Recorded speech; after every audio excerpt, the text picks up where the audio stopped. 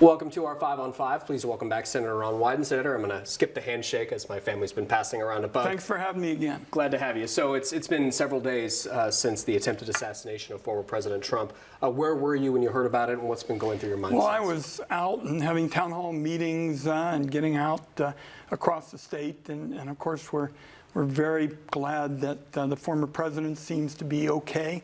What I feel very strongly about, and I said this at my town hall meeting the day after what went on in Pennsylvania, the horrifying events in Pennsylvania, is it's so important to speak out against anybody who tries to normalize political violence. And I said at my town meeting, this is just the opposite of what went on in Pennsylvania. It's the former president named J.D. Vance, senator from Ohio, junior senator from Ohio, as his potential VP. He's made some pretty eye-opening comments about former President Trump in the past. Do you know Senator Vance, and what do you think of him? Yeah, I do know Senator Vance. He's always been somebody that we thought was very intelligent. I disagree with him profoundly on some issues. He wants to turn back the clock, for example, on the rights of women. I feel very strongly that when it comes to women's health care, women ought to make the decisions and not government and not Senator J.D. Vance. And I'm going to be speaking out about his policies that would really take Oregon, take the country backward on such issues as women. Have you watched much of the convention that's been going on this week? I haven't been able to, but obviously, President Trump is going to, talk about his plans. I, as chairman of the Senate Finance Committee, will remind people that his tax bill, for example, was so extreme it couldn't get a single Democratic vote, and that was because it was a billionaire's wish list.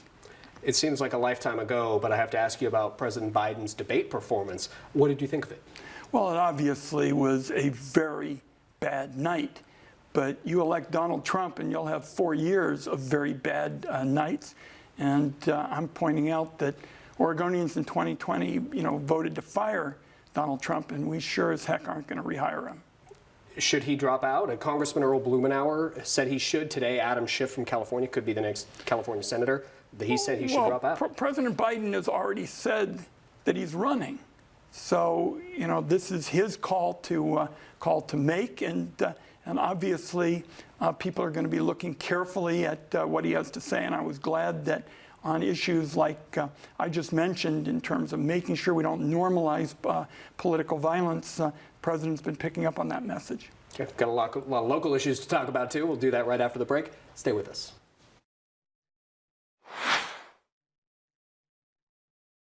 Welcome back to our 5 on 5. Again here with U.S. Senator Ron Wyden. Senator, the Supreme Court ruled in favor of Grants Pass's controversial homeless laws recently.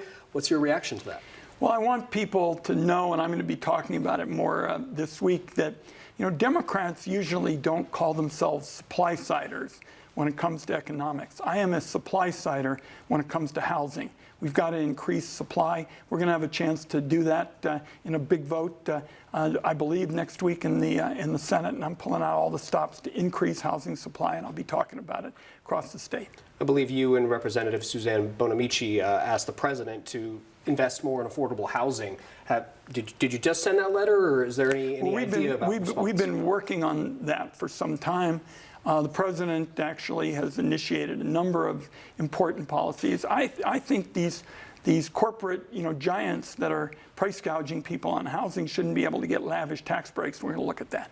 You met with firefighters today. It sounds like the extreme heat we've been having is a huge concern. They really characterize it almost as a war now to deal with all this dead and dying material on the fourth floor, because it is a magnet for fires. We've had human-caused fires. We've had lightning strikes. And I keep telling everybody back east, these fires are not your grandfather's fires. They're bigger, they're hotter, they're more powerful. And it's going to take a very substantial effort to make sure we can deal with it. And I'm also working on trying to make firefighter pay more attractive. Protesters upset with Israel's war with Hamas interrupted your town hall today. What's your response to that? Well, I think it was very unfortunate because they were exercising their First Amendment rights but taking other people's First Amendment rights away. And after a bit of time. I went back and met with 25 people. We basically had a town hall meeting. The first person that I called on was one who agreed with all those protesters, disagreed with me on the Middle East, and that's what would have happened had they stayed. I would have recognized them to make their comments as part of the town meeting. Has your position changed, or has the situation at all changed in the Middle East and what we've seen that's been going on for some time? I'm very hopeful, and I thought we were almost there a week ago, that what the president is talking about with a ceasefire between Israel and Hamas and efforts to beef up humanitarian aid was going to go forward. I want everybody to know, and I said this in the smaller group with 25 people or so, I very much would favor a ceasefire between Israel and Hamas. Senator, as always, thank you for the time. Let's do it again. All right, I don't want to get you sick, sir. Thanks so Forgive much. me. Yeah, you're okay. All right, stay with us. We'll be right back.